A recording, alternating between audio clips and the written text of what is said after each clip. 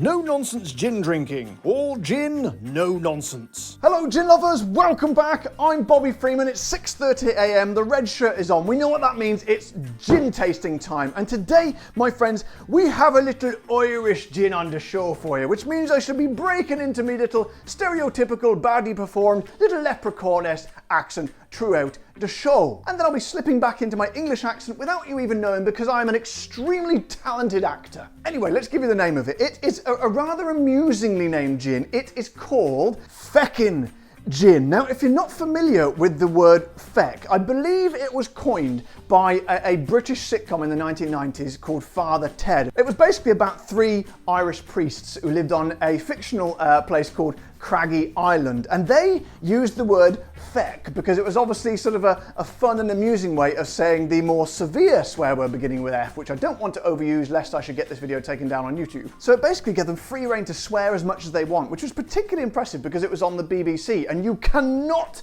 swear on the BBC. In fact, if you say any word these days, any word in any language, you'll be immediately cancelled, locked away, and your family will be forced to live in the gutter. Anyway, political rant over, let's find out a little bit about it, shall we? But before we do, I have good news because another one of my subscribers has joined my Patreon. So I need to say a very big thank you to Mr. Chris Wise, all the way from Texas. Even though I said to him he sounded like he had a British name, I couldn't have been more wrong. So, Chris, you are a gentleman, sir. You are an official supporter of the show. This is your shout out, and I salute you. So then, let's find out a little bit about it on the old website, shall we? Imagine an elusive elixir, so sought after that the world's most intrepid explorers trek to the furthest corners of the globe and even further in search of its potent powers. The stuff of Irish legends, it has a mysterious power to turn the world on its head and then back up again. Now imagine the Feckin Drinks Co.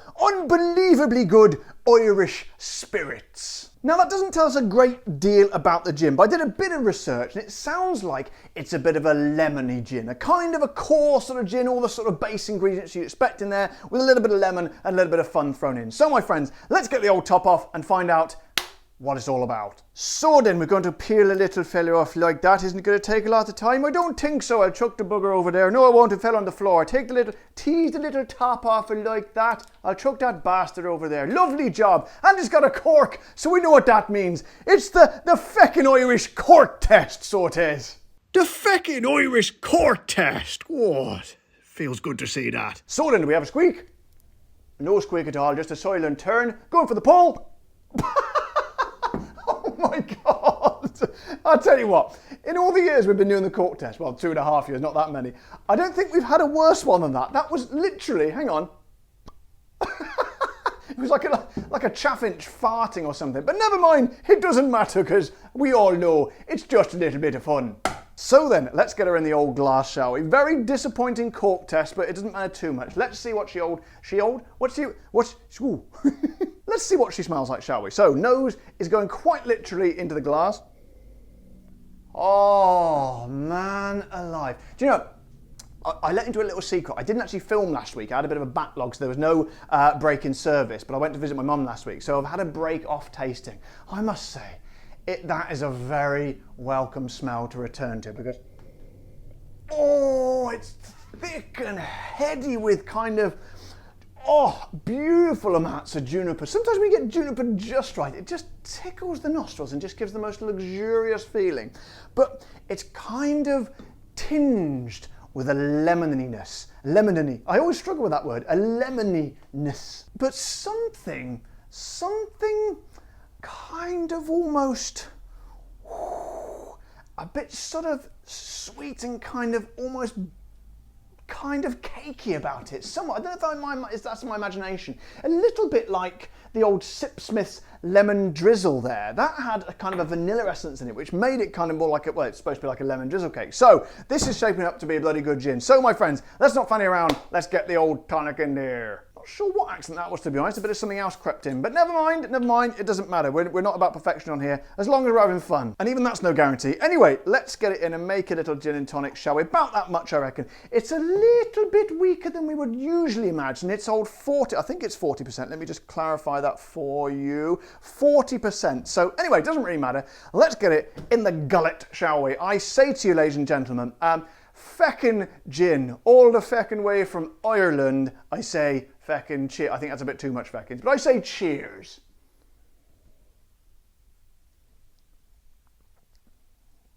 And, oh, there we go. Oh, as I said, I've had a little bit of a break, so I was hoping to come back to a good one. And I was never really sure about something like this. I think I'd seen it in bars before, but never really tried it. That just settles into the mouth. Sometimes the little bit of a weaker ABV makes it kind of just flow in a bit easier.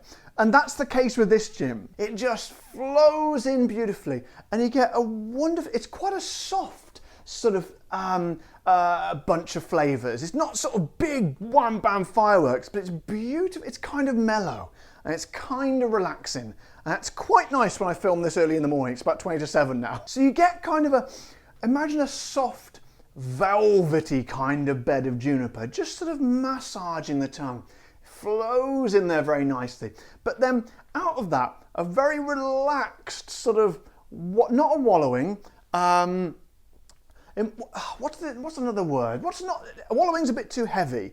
It's imagine a wallow that's floating slightly, a kind of a light wallow, if you can imagine such a thing. A light drifting wallow of sort of relaxed, sherbety type lemoniness. I said it! That's kind of what it's like.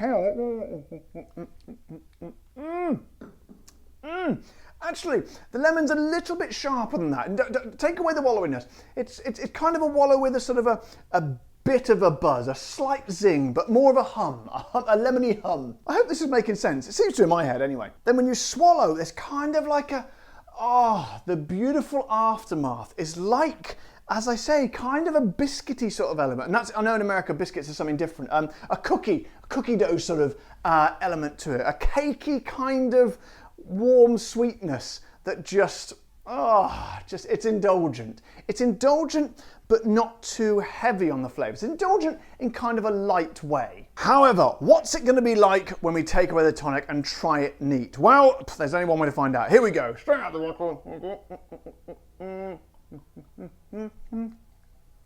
Oh, okay. So the juniperiness is now really coming to the fore, and which is good, obviously, because it is gin. But I tell you something else which is coming in there. I don't know if you can hear that plane going over, but that's very annoying. Damn you, plane! I was mid-flow then. The bugger came flying over and interrupted it. Anyway, what I was going to tell you was, there's kind of and you don't get this with the tonic at all, which is why it's so important to try it neat.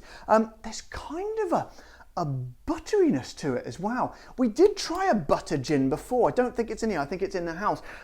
Portobello Road butter gin, but to me, it didn't really deliver on the butteriness. It kind of promised a lot because, you know, who doesn't like butter? But it kind of didn't really sort of it was kind of a bit muted. However, this is a kind of a lovely warming sort of, not quite sort of salty, but, you know, butteriness. I don't think I can describe it anymore. A lovely kind of butteriness about it. And it kind of just glides and slithers in there and complements that sort of sweet cakiness really, really well. That's a really good and a really unique gin. However, my friends, is it good? And is it a good and, oh god damn it, is it a good and unique price? Smooth as ever on this show. Wow.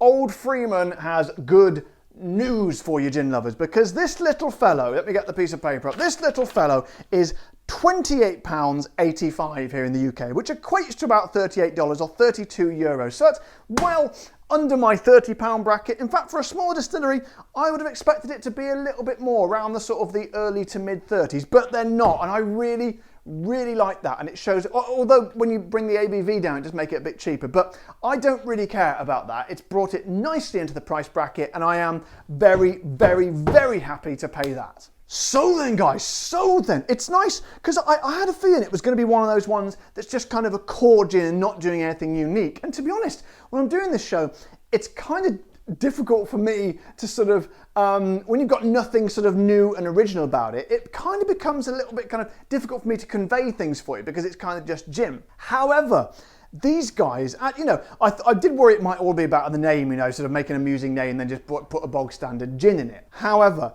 these guys at the Feckin Distillery have created something truly delightful. It's one of the, I've enjoyed that gins more than perhaps any I've tried recently. And I'm just so pleased because, and also, I've never really heard of them before. Have you heard of them? I haven't heard of them. Well, have you? Put me in the comment, put a section in the comment below, put a section in the comment below, put a comment in the section below if you have, god damn it. So my message to you, if you do see it and you think to yourself, oh, that's just a bit of a novelty gin, honestly, you couldn't be further from the truth. It's unique, it's well done, and as I say, it's a sheer indulgence. And I've got a feeling this one is going to be one of my go-to gins over the coming months. So guys, that's me done for another day. I hope you found this useful today. Another little gem I think we've uncovered there. I'm very, very pleased to have found this one.